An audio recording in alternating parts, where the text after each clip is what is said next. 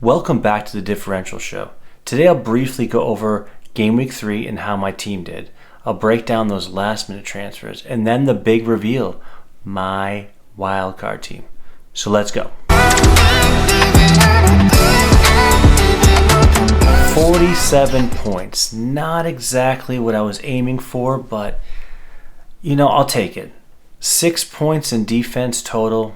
That's not going to cut it. And then 5 points with the forwards. I like the forwards. They just didn't perform this week, and Zhao has got to go. Midfield is where I feel like I did get some hits. So even though Jota didn't start, he still got an assist off the bench. Madison was a last minute just shout. Someone had tweeted back at me and let me know that he was going to start, so quickly put him in my lineup for Havertz. And then Diaby is my gold star, whatever you want to do, star for my team. He has been amazing. I've got that right from the beginning. I figured that he was going to play up front with Watkins as a midfielder, and he's just done well. I think people were kind of scared of him because he was coming from a different league, but I just took that chance and he's done well. So what I'm going to do today is I'm going to go through a wild card. I'm going to break it down from goalkeepers, defenders, midfielders, and forwards, and give you some options with that, and then I'm going to show you my team at the end. Goalkeepers, and I cannot believe I'm actually recommending Ederson. And I'm not really recommending him. I'm recommending the defense in front of him, and he happens to be the person standing behind them. He doesn't really give much of anything, but if City's going to be the best defensive team, I might as well just take the shutout points for him because he's going to start. Vicario. Shockingly, really good with the ball. I didn't expect that, and his save ability is just unreal. I was very impressed with him, and I'm also can't believe I'm considering a Spurs goalkeeper, but I gotta say for 5.0, great value. And then Leno and Fulham. Fulham's not one of the better teams. They actually have just kind of been average here and there. No Mitrovic anymore, but when it comes to him in goal, he keeps them in every game. He's going to get lots of shots on him, so he's going to make lots of saves. So expect the games where he does give up 1 or 2 goals that he's going to get the save points to get you 3 to 4 points. And the occasional shutout. So for the value there, I would definitely consider him and pairing him with maybe Areola. The other one to think about would be Flecken. I love Brentford's defense. I think they're solid back there. He's a great shot stopper. Also someone to consider. Defense is kind of tricky. When I first put this graphic up, I didn't have Matty Cash there, but then what does he do? He goes and scores another goal. You're not always just looking for goal scoring ability when it comes to defense. You're looking for the shutouts.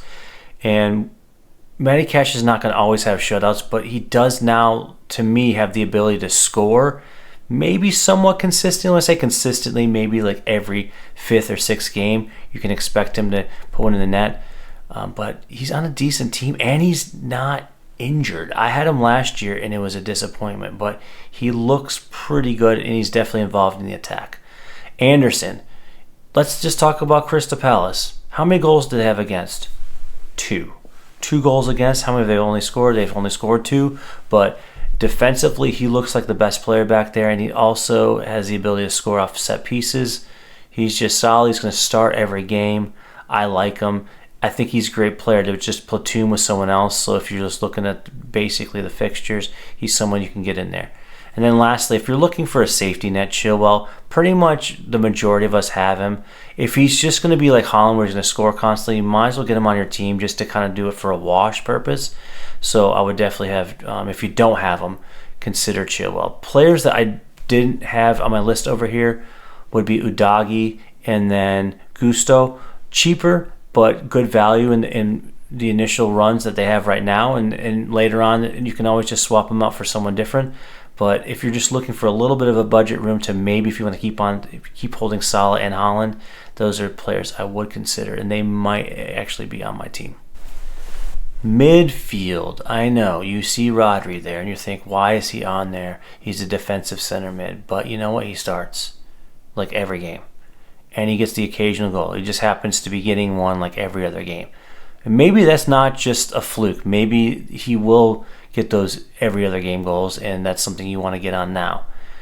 it's usually coming from something like the ball gets cleared back out to him and he kind of just in the right place at the right time. But that's what it's about sometimes, just being in the right place at the right time. So if you're looking for kind of a punt, I would look at Rodri. Mbamo, or I like to call him a Labamba.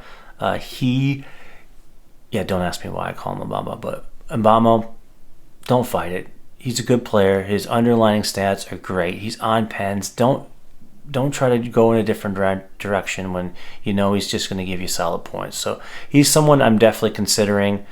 Probably 90% sure he's going to be on my team. And the Diaby, he's already on my team. He's going to stay on my team. And I would definitely suggest getting him, but it's kind of tricky. So if you're on a template team, like who do you take out?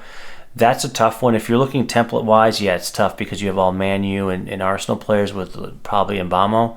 So it is tricky, but if you're looking for a differential, Diaby is probably the safer one. And the other ones to consider would be Maddison. He's done very well. He's like a busy bee in midfield. I don't like that he's not in the front line, but if Spurs are going to score, which they do, he's going to be a part of it, so someone you want to have on your team. And then also Bowen, he's just kind of all over. A couple years ago, he scored a lot of goals, then had a down year last year, so maybe this is a good year for him. And now the forwards.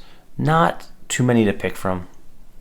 I'll just kind of go through the ones I like. Wissa was already on my team, still like him, still a consideration for him being on the team. But I don't want to pair him with Mbamo, so it's really going to be one or the other for me. Awani. I've said this week after week in my head, on the video, last season. Why have I not got him? I even said that I was going to consider him last week, and I went with Akanji. He's going to be on my team this week. I don't care what it takes. If I think of another forward I like, it doesn't matter. He's going on my team. He's fixture-proof. I'm telling you, he's fixture-proof. He is a great player. Get him on your team before it's too late. And then lastly, Nunez. This guy, what it is for him, I have like a soft spot for him. I think it's because he reminds me of myself when I played. Not great with the ball, but he's like this guy that you just don't exactly know what he's great at, but you want him to play. And I remember I felt internally like I don't know what I'm great at, but I found the net. And now that he's finding the net, I think it's going to be hard for Klopp to say, well, we're going to put Gapco or Jota down the middle when Nunez is just scoring goals. And especially the way he did this last game to come back down a man to win off the bench. I mean, it's huge and impressive. You're taking a risk, so he's a guy that you'd probably want to have if you have 8 attacking players that consistently play. He would be the one that doesn't consistently play. You can start him on your bench, and when he does consistently play, put him in there. Other one to consider would be Jesus just came back from injury. We don't know if he's going to start yet. I expect him to start after the international break. He's someone I would consider stashing. So here's my current team. It could change right up to before the deadline, but I did go with Ederson. I don't know if I'm crazy or not, but I'm going to go with him. I like the back line. I think you can kind of move the parts around. I wanted to get Trippier in early just based on they do have a good run of fixtures. I know I'm not the biggest on fixtures, but that was the reason why we didn't have him at the beginning, and I think he is going to be a good player. And then my midfield is just totally differentials. Besides Mbamo, Labamba, I like to call him, I do like the shout of Sterling. I'm going to go on it. I'm going to get on that train now. Bowen against Luton, great. Maddison I've talked about. And then Diaby, currently on the bench for me. Maybe I'll start him. We'll see. I know he's against Liverpool, but Liverpool's like going to be missing 2 center backs, so might as well think about that. Up front, Awani, I told he's going to start. He's on my team. And Haaland. I figure I might as well bring Haaland back if I'm going to go away from Salah because I'm not really sure who I would captain. And then Jesus on my bench. I think I'm going to stick with Jesus. I love the pairing of Ederson and Ariel. Yes, I said I love the pairing of it. Please don't regret that. But this is what I'll go with right now. It might change before the deadline. Here are my final thoughts. I spoke about this before. Let's look at who scores goals. We know that Liverpool and City can score goals, but think about the teams this year that could actually be good. Brighton, they've scored 9 goals. The only thing with them is that the goals kind of get spread around. So it's not like it's just Matoma or it's just Marsh. It's kind of anyone, really. So I'm a little nervous by kind of getting on one of those players until I really kind of can figure out who that player is going to be for that team. And maybe it won't be. Maybe it'll just be spread around. Aston Villa is a team I would target. They have 8 goals so far.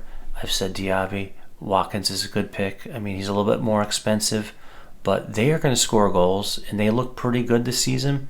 And then lastly, West Ham. I can't believe I'm saying West Ham, and maybe they won't be good, but right now they look pretty good. The way that they're playing, there's more of a counterattack thing, but Bowen looks like he's going to score a goal every game. I want to get on that train. I think they're going to be good.